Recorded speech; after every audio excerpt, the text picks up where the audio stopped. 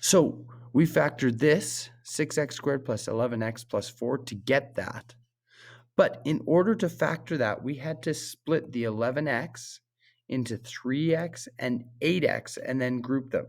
So the big question here is, how did we know how to split 11x into 3x and 8x rather than, say, 2x or 9x or 5x and 6x?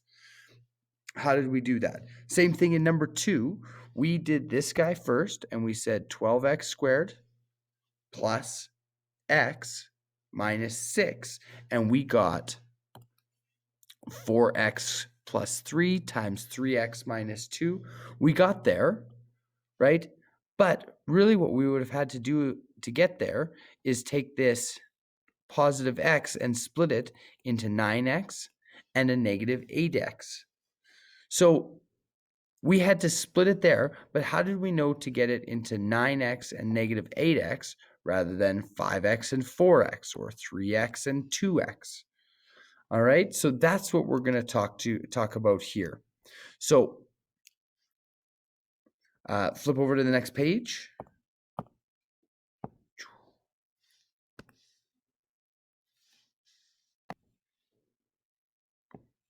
So for this question here, it says in 2i, which was this one here where we factored it down to 3x and 8x, okay, where we had to split it. It says, how are the numbers 8 and 3 connected to the value of a? In this case, remember our equation was 6x squared plus 11x plus 4, so there's a.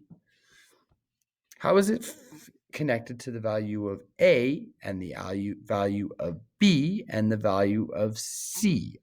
4. So what we're going to do is we're going to say, well, okay, let's look at it. We're going to say 8 plus 3 gives us 11. If we take 8 times 3, it's going to be the same thing as if we were to do 6, which was a, and 4 is the same thing as 6 times 4. So what we can say is that 8 plus 3 gives us b, which was 11 we were looking for. And 8 times 3 is the same as a times c, as 6 times 4. Okay? Let's look at it again in this one. So in the second example here, okay, we split it into 9x and negative 8x. All right? So let's just check those numbers there. So 9 plus a negative 8, or a negative 8, gives us 1. All right? That's the same thing that we were looking for in B. All right? And we go 9 times a negative 8. We look at that. That's the same thing as saying 12, that's our value of A, times a negative 6. So we can say here that 9 plus a negative 8 is the same, is going to give us B.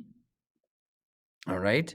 And 9 times a negative 8 is the same as A times C. So what we're going to do is we're going to have a look at a couple examples here. And we are going to use this method of decomposition to compare the examples. So here's what's going to happen here. We are going to take a look at this, and we are going to see where we can split it. So we've got 2x plus 7x plus 6. And so what we're looking is, how do we split up this 7x? Okay, how do we split up that 7x? Remember, this is the one that's got to add to 7 to get so that we can group. So we're going to look at these two first. We're going to look at our 2 and our 6. So remember, our numbers had to multiply together to give us the same thing as A times C. So when we multiply them, we need to come out with 12. All right? And so let's just write it. Let's put it in a little table here. We'll make a little table. So when we multiply, all right, our two numbers together, we need to get to 12. And when we add our two numbers together, we need to get to positive 7.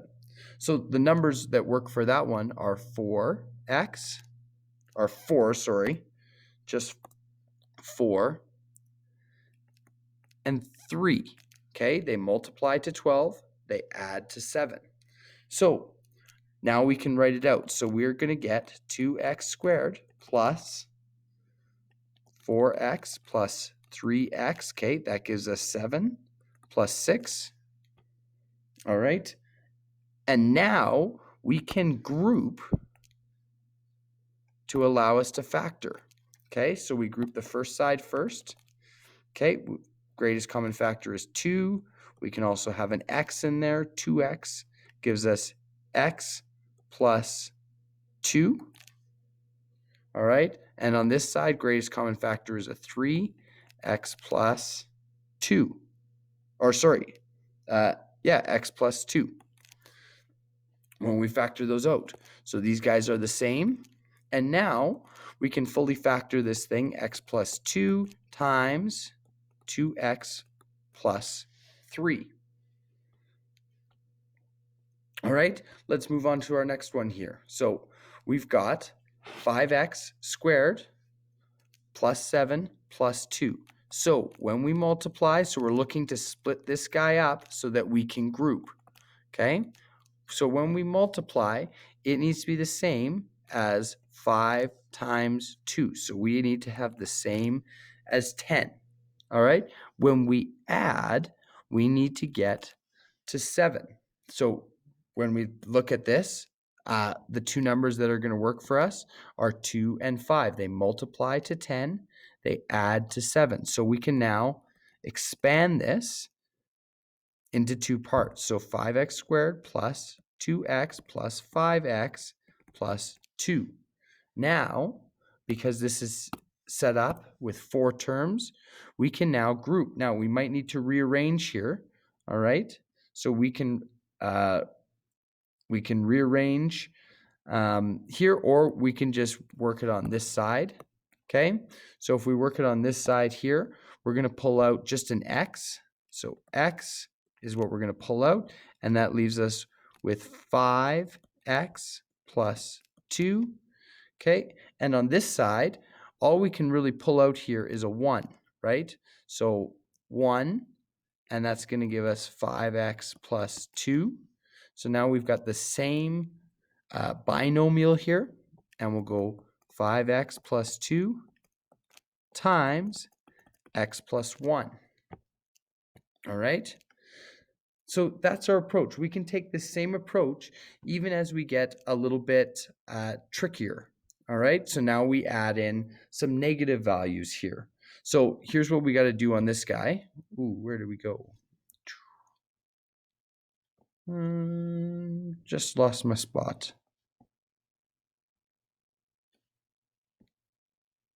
There we go. Okay, so now we're going to look at this guy here, and we can go 6x plus 17 minus 3. So here's our conditions. When we split up this and decompose it, okay, we have to multiply and add. So when we multiply, we've got to multiply to negative 18, right? A times C. Okay, so that gives us a negative 18. And we need to add to a positive 17. So the numbers in there that work for us are 18 and a negative 1, right? We multiply together, we get negative 18. We add together, 18 plus negative 1 gives us 17. So we rewrite it and decompose this guy. So now we've got 6x squared plus 18x minus x minus 3. Just move this guy over a little bit here so we can see it. There we go. So very quickly, now we can group. Now we can group and we can factor. So this one becomes 2x, x plus 2 plus 3, x plus 2, which gives us x plus 2, 2x plus 3. So